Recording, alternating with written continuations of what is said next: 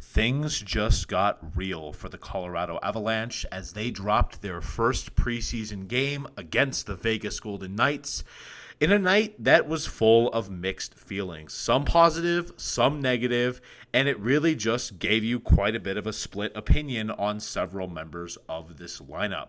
We're going to be taking a look at each individual player, how the line combinations worked for this game, and how the team is looking on basically the end of preseason as we only have one game left against the Dallas Stars. What is up, everybody? It is Avalanche Digest, giving you the hottest news, the newest talking points, and just loving to chat with you about all things Avs. Always got videos coming out for you guys. Love to chat with you. So don't forget to subscribe so you don't miss a thing coming out of here, and let's get into it. So if you guys were watching the game, you know that the Avalanche dropped the fifth game of the preseason against the Vegas Golden Knights 2-1. Good news is, guess what team went perfect in the preseason? That was that 16-17 Avalanche team, so that curse has been avoided. Don't ever go perfect in the preseason, guys. And big disclaimer, it's the preseason. I'm never going to make a huge deal out of anything. I'm going to show you some positives. I'm not going to harp too much on the negatives, and I'm not going to overblow the positives. So there is some temperance needed for the preseason. I think the Broncos have learned that far enough about getting too hyped for the preseason. But in general, I think there are some good takeaways. If you look at the scoring, you can see the captain, Gabe Landeskog, had a great goal, assisted by Val Nichushkin. So much fun to watch. Really, you can see it right here. I got the highlights for you guys. And I want you to pay attention to Nichushkin because what he does here is pretty important. He draws two players to himself, opens up just enough space for Gabe Landeskog to open up and get a quick goal off. You kind of forget just how good of a player Gabe Landeskog is, and it's so great to have him back in the lineup.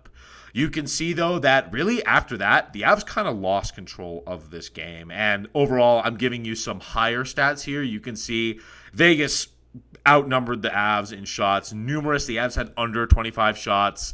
Hits-wise, Vegas was dominating the game physically, and the Avs went 0 for 2 on the power play.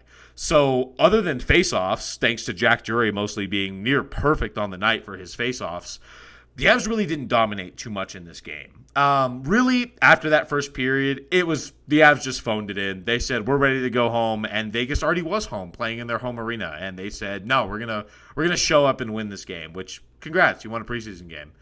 But I want to also look at how each individual player does. And speaking of Gabe Landeskog and Val Nichushkin, that second line of Landeskog, Nichushkin, and Nelson was once again looking amazing together.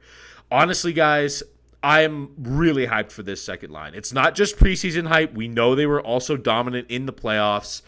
They were pretty fantastic together, and they have been ever since they were paired up. Gabe Landeskog, coming back from not playing after 3 years, gets paired with Brock Nelson, and in the playoffs, they're dominant. So that just has continued. Their chemistry is instant. Val Nichushkin is also a great addition to that line. You can see on this chart, basically, the everything to the right shows how good their offense was. Everything to the left kind of shows how much of a liability they were defensively. And you can see with these analytics, you can see that either Gabe Landeskog, the captain, led the way, best player on the ice with the Avalanche. Val Nichushkin right behind him. You can see Devon Taves, Josh Manson also had really good nights as well. Martin Necas stepping in, basically being good offensively and a bit of a liability defensively as well. Honestly, if you look all the way down that list, you can see Nathan MacKinnon and unfortunately Arturi Lehkonen. Unfortunately, Nathan MacKinnon and Necas kind of didn't really care about playing in this game. Necas had his fantastic game against the Utah Mammoth at Ball Arena last week, so we know he can play well. It's just preseason. These guys aren't really trying, and unfortunately for a guy like Lehkonen, that kind of tanked his numbers, but he still was pretty effective defensively, and you can see on that left side, that also credits their defense as well. And really, you're looking at down the lineup, and you're pretty impressed with everything. Zakir Bardakov jumping in. I thought he was pretty noticeable.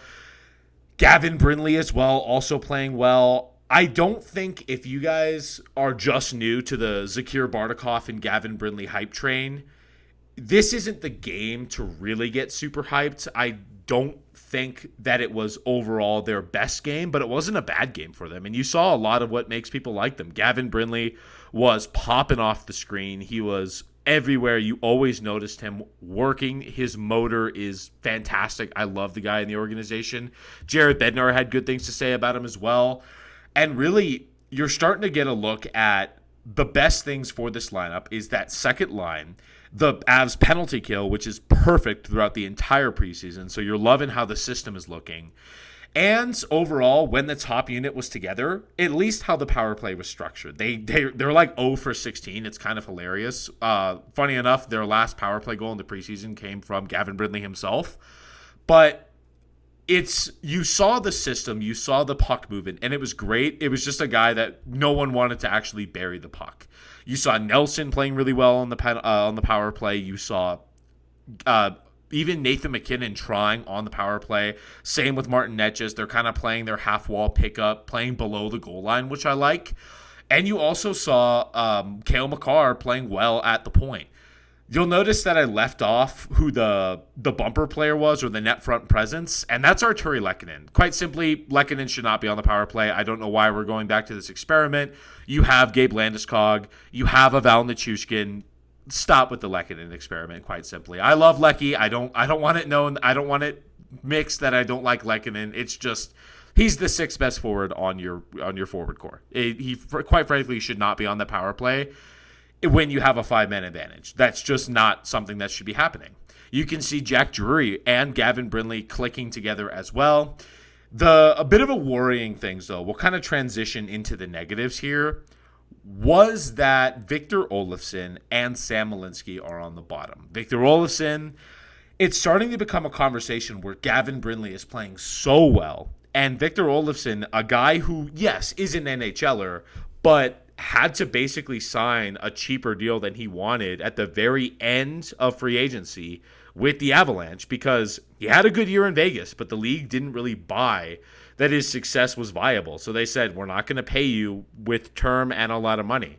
So this is kind of the Evan Rodriguez prove-it deal for Victor Olofsson, and he's not playing like it. He seems pretty lackadaisical in preseason. I'm hoping he picks it up, but this was the fear when you picked up a guy like this in the offseason is his success in Vegas replicable? And so far, I'm hoping it is. I'm just going to chop it up to preseason. But with a guy like Gavin Brindley just trying to kick down the door to the NHL lineup, it's tough for a guy like Victor Olofsson. He's really got to step up his game.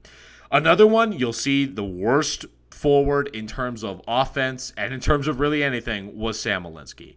Malinski, it's a tough situation for Malinski because he is the odd man out. He's playing on his left side, which is not his natural position, so he's already displaced. But it's tough because I could have told you before the last two preseason games, Sam Malinski, if we're talking about who's on the trade block, it's Sam Malinski. Any trade that involves the Avalanche going to get a left-handed defenseman is going to have some Malinski sprinkles on it in order to actually get a proper left-handed defenseman. And these last two preseason games, you have some back-to-back bad mistakes from Sam Malinski. I understand he's playing on his offside, but the right side is full. So I hope it doesn't continue into the regular season, because if it does, you're not looking at a very long season on the Avalanche for Sam Malinski, I'm sorry to say. Really, when you get into this lineup, you had pretty much everyone playing, except Ross Colton. So this was the NHL regular lineup, obviously minus Sam Girard, who is progressing well. By the way, he might even get into this Game 6 preseason against Dallas. But really, you're not liking the guys at the bottom of this lineup. No surprise there. And just to be grateful and to really show where we are, this last preseason game that we had took place on October 7th, 2025. October 2nd. On October 2nd, 2024, this was the preseason lineup we had going. You can see all of this top six except Nathan MacKinnon are completely new. Mikko Rantanen was shipped out. Obviously, you had Lehkonen and Nichushkin that were either injured or suspended, but Jonathan Drouin is no longer here. It's just been a complete turnover with that top six, even that bottom six. Like, yes, you have Ross Colton. Logan O'Connor will be back. He's not back currently.